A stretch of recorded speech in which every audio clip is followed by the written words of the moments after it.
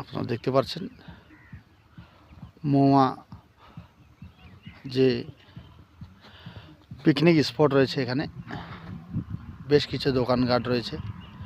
এখানে আপনারা পিকনিক খেতে আসতে পারেন। জিএসটি মোড় থেকে 2 কিলোমিটার। এখানে কিন্তু সুন্দর একটা পরিবেশ এবং কি বিভিন্ন জায়গা থেকে পিকনিক খেতে আসতে পারেন, আপনারাও আসতে পারেন। এখানে সেই ব্যবস্থা করে দিয়েছে এখানে পিকনিক স্পট।